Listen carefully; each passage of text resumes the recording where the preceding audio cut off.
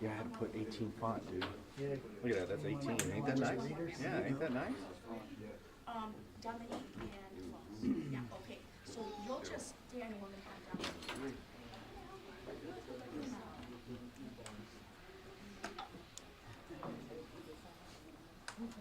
Okay, you're gonna talk. Shay is just gonna be up here for support. We got Sylvia up here in case you need anything. Do you have tissue? Yes. Yeah. Mine. Is mine there? Can you grab some tissues, please?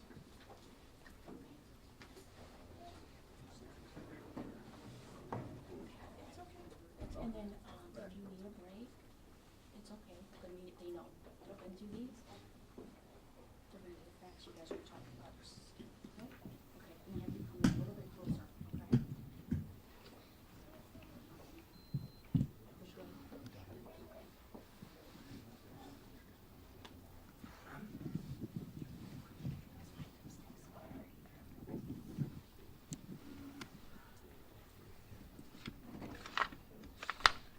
Okay, good morning.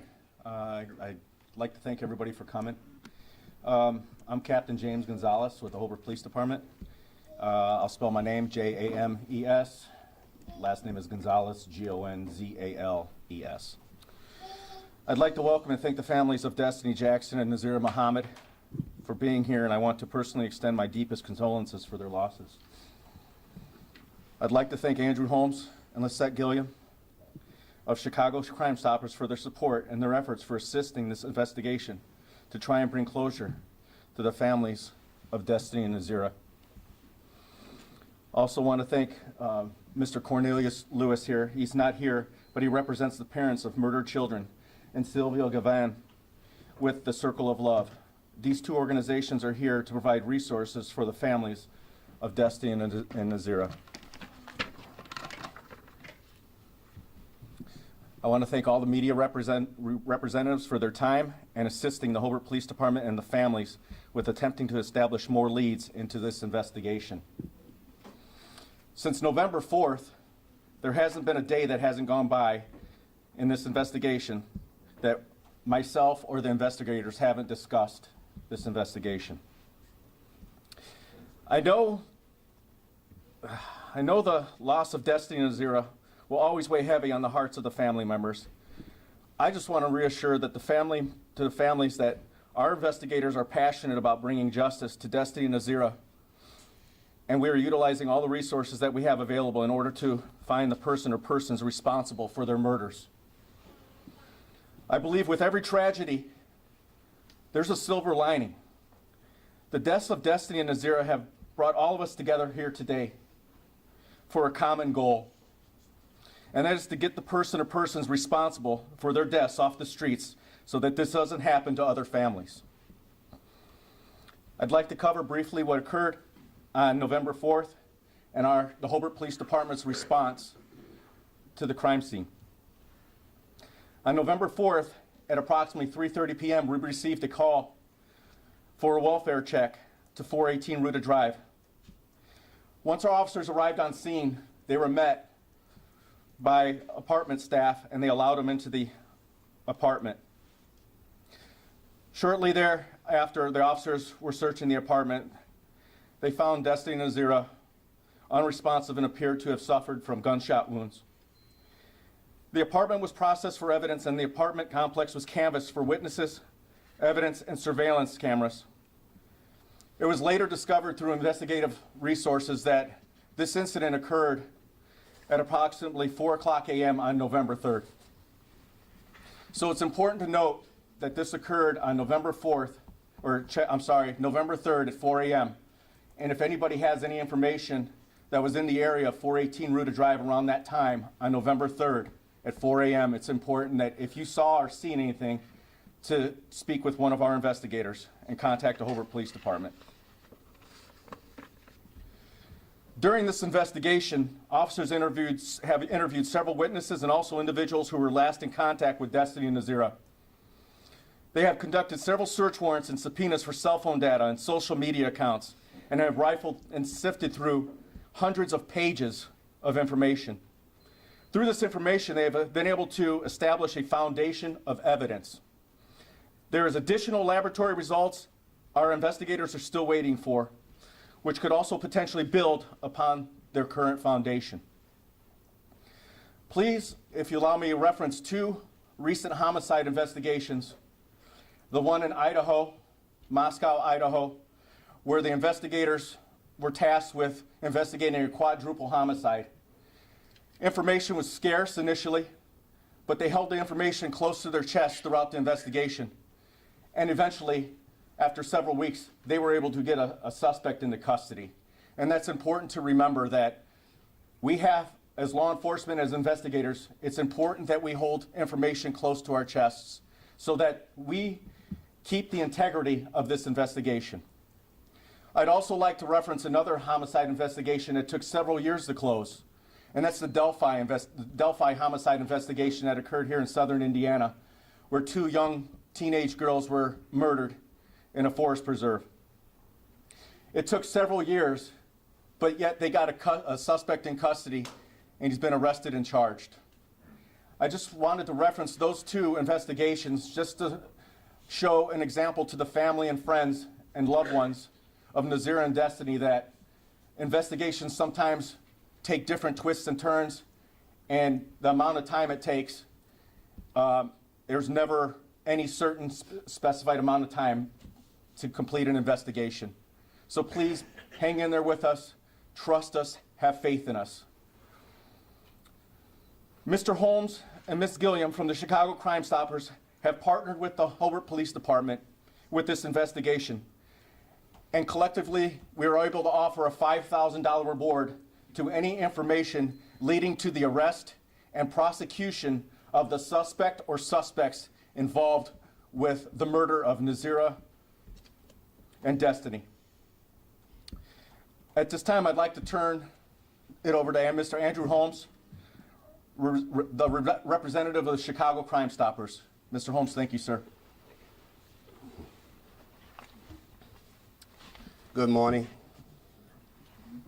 First and foremost, my condolences go out to the family. My name is Andrew Holmes. I'm a crisis responder community activist. I'm a crisis responder with Chicago survivors in the Chicago area, but where I'm needed, that's where I go. Both of these young ladies were babies, and they still are babies. They were born. I look at this little baby back here now. Both of them were small like that baby. But what I'm asking is to have patience, and I'm also thanking the police department here in Indiana and also the FBI and everyone that's working this case. I'm asking that the community still get involved, whether you put this out there, social media, post what you have, because someone has this information. Someone may have this information on their camera. And to the perpetrators, it's not about how much money that we can put up, because their lives are worth more than any brown penny that we can put up. But if we have to put a bounty out there for someone to turn these individuals in, or whoever sent this, just give the police department a call out here at 1-219-942-4991, or the FBI out here, 1-219-942-4485, or you can call our hotline, 1-800-YOU-TELL-US. It's a national hotline, 1-800-883-5587. You can leave that information there. You can be anonymous. We will give you a code that we can recognize you, but I'm asking you to work with the police department out here and give them that information. It's about bonding with the police department and solving these cases, but I can guarantee you this case gonna be solved sooner than later. And to the individual, it just may be a matter of time. You don't even know what you left yourself in that apartment. You don't even know if your blood is in that apartment. You don't know what's coming. You know, working with the FBI here and the police department that have been working diligently on this case and not letting up, we're not gonna let up neither. So we ask you to work with us, pray with us, and help these detectives out here solve this case. And to the family, as I stated, we're gonna work, we're gonna put some flyers out, we're gonna work with you, we're gonna be with you, and we're not gonna stop. Your daughter is our daughter. Your daughter is my daughter. No matter what race, creed, and color you are, I will be out here on the grounds helping this police department, helping this FBI department, in solving not only this homicide case, but any other case that they need me. We'll keep you uplifted in prayer, and hopefully that the community, you're the police. Police your block, police your home, police and find out where this perpetrator is at. And I'll end with this. She'll be arrested sooner, not later. Thank you, Mr. Holmes. I appreciate you. Really do appreciate it. Mr. Holmes is very passionate about his work, and we're very blessed and privileged to have him here in our presence to help us out. I'd like to introduce Dominique. She's the sister to Destiny. I'd like to give her an opportunity to share a couple comments with everybody here. Dominique?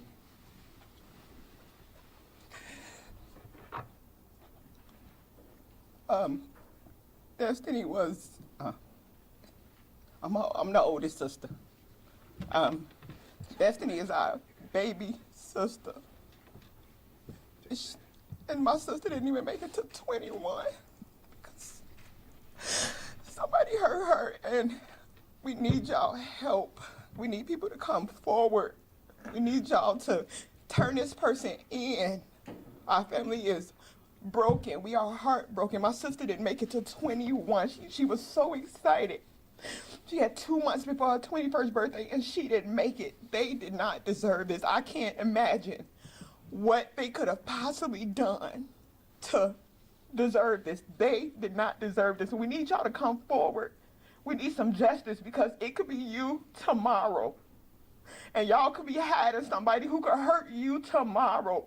My sister did not deserve this. She didn't. She was a big teddy bear. She wasn't a fighter. Y'all took our baby, my baby sister, away from us. And we won't stop. Because what y'all didn't know is, he got a family of fighters. We don't sit, we're not laying down. We won't stop. And I want to thank the Hobart Police Department, everybody, for staying on this. We won't stop. We won't stop until you are caught. So if you are watching this, we won't stop until you are caught. We will catch you. I promise.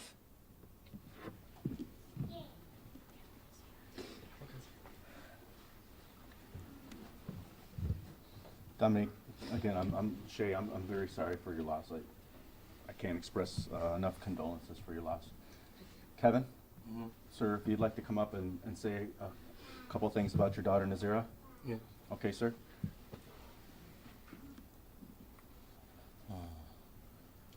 First and foremost, I'd like to thank Hobart Police Department and Crime Files for picking up the case and all the work that Hobart's been doing since I've been in St. Louis.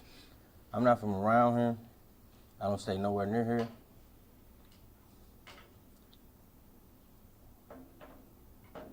For the victimizer, I only got a message for you, bro. You stole opportunity. You stole opportunity. And you ain't God. It ain't for you to judge that. Nazir didn't know me a whole year. She was hidden from me. You took her. Came all the way from Vegas. I begged her to come to Vegas. I begged her. I spent 13 years in prison, bumping my head on the floor, begging God to bring her to me. You ain't God. You ain't God, bro. You can run, you can hide. Whoever hiding you, God got somebody out there, and he's tormenting y'all. If you hiding them, give them up. Give them up. To the proper people, whoever you see that be. I'm never gonna stop. She got 3 brothers you took her from. And like I said, you stole opportunity from me. She was my ha-ha. And you stole it.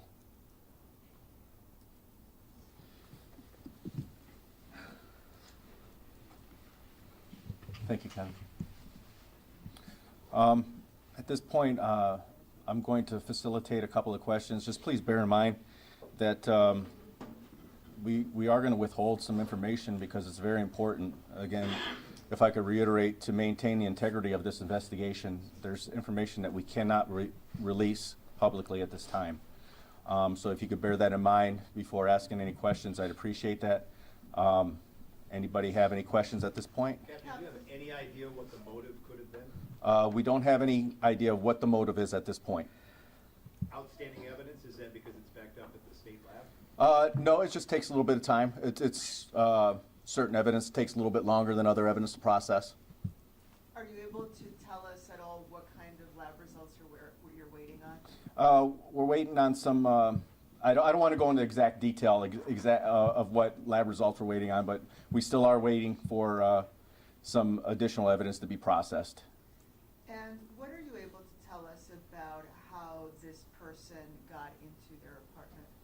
As it appears to us by the crime scene, it appears as if he or she, or the suspect, entered in through the second story balcony, sliding glass door, and by utilizing a table. It appeared as if they used the table and then pulled themselves up over the railing and entered the apartment through that the sliding glass doors. That would almost make it appear like they knew that the sliding glass doors would be open. I mean, we could speculate that, but anything, sliding glass doors, anything could be manipulated open very easily if somebody has that type of knowledge. And the sliding glass doors go into the bedroom or into a living They room? go into a common area, the living room, dining room, kitchen area.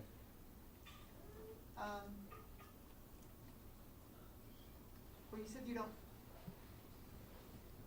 Do you think it was targeted? We can't. We have no evidence right now to say that they were targeted, and we don't have any. Like, we don't have the motive. We can't tell if they were targeted. Their lifestyles, by all accounts, didn't appear as if they were living a high-risk lifestyle. Was there anything missing from the apartment? Not that we know of. You mentioned that you believe it happened around 4 a.m. on November the 3rd. Can you tell us how you came to that conclusion? Again, that's information we're going to hold close to us, just for investigative purposes. Is there any surveillance around the complex that have been able to give you guys any clues as to a car, somewhat of a description of the suspect? There's no surveillance cameras within that complex at all. We canvassed the adjacent neighborhood. We have seen cars that were coming to and from that area around that time, but because of the headlights, they wash out the image, and you're not able to get a clear view of the vehicle description. Yes, sir. Is there any evidence that might suggest that it was someone that knew the victims or that it was a stranger? I will say this, that the layout of the apartment complex, somebody had to have known that was their apartment. Did it look like there was like a struggle in the apartment, or did it look like there was a fight in there or anything? No, it didn't appear that there was a fight inside the apartment. I believe at that time in the morning they were sleeping. Is there any evidence to tell you what the murder weapon might have been? Besides a gun? We're not going to disclose the type of weapon or caliber. May we ask a couple of questions of Destiny and Kevin? Sure, if they would like to answer. Destiny? If you, Come to the mic. it's Dominique. Dominique, I'm so sorry. Dominique, what would you want us to know about your sister, Destiny? She was spoiled. She was the baby, and she knew how to get what she wanted out of us. We lost our mom in December of 2019, and the crazy thing about us losing our mom is she held on literally until Destiny got there, because that was her baby. That was our baby. She was so spoiled. That's why when this happened, I couldn't imagine that they did anything or she did anything, because she wasn't like that. And to now know that they were sleeping, that bothers me so much because somebody took our baby.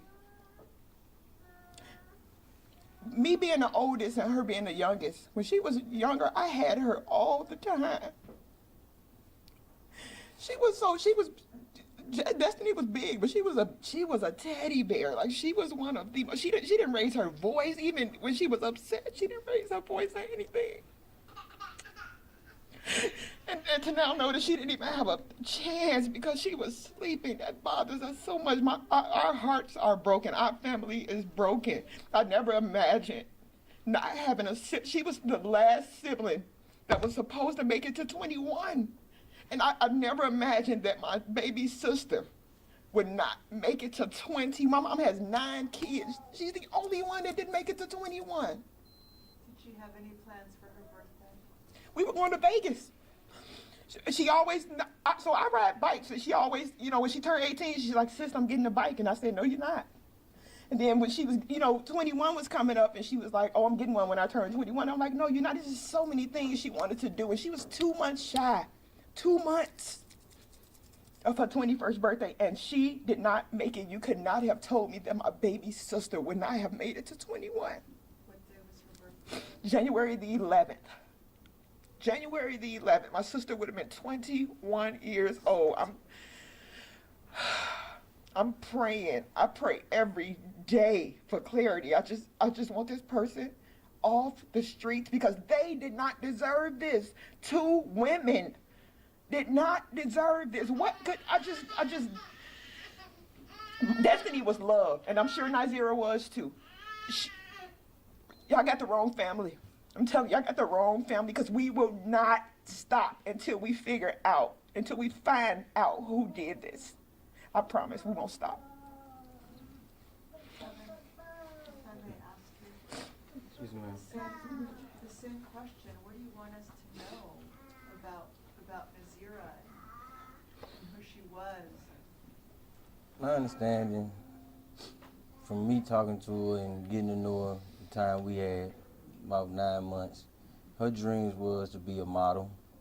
She wanted to, she was ambitious. Her mind was everywhere. She was 19. She had just graduated. She was bold. She was a risk taker. She was beautiful. She was a seed that I didn't nurture a way that I feel like I should have. She was an open book. In my book, she was an open book to where that she could have been anything she wanted to be. She was highly intelligent. She went to great schools in St. Louis. She graduated pretty good. You took someone who had an understanding of right and wrong, but no experience. The experience was very minute, which in the understanding was of a child. You didn't give her an opportunity to come to get wisdom and knowledge as an adolescent adult, moving and transitioning into an adult. You stole that from her and Destiny. They were kids. Or you can say young adults out in the world. And we see how the world is today. Dog eat dog. But you ain't do it to another dog. You done it to 2 women. You lower than a dog. You done it to 2 women who was trying to find a way. Gain opportunity. That word keep coming up. You stole opportunity from kids. If you a street person, they kids. They ain't in the streets. That's their history. They weren't in the streets. So they was modern citizens trying to become adult citizens. And you stole that. That's what I want them to know. They stole opportunity from 2 young adults who didn't have a full cut understanding how to truly navigate the lane. Is your last name Muhammad as well? No, Gower. How do I spell that? Gower.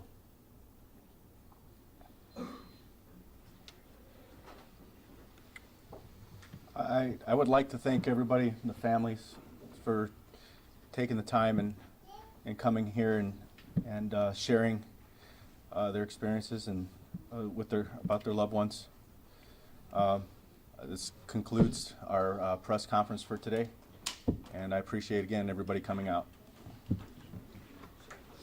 Just also for our media partners, thank you guys again. I know you guys stick with us through all these cases, so thank you for making the drive out. Also, the family is going to join myself and Andrew and whoever else wants to join us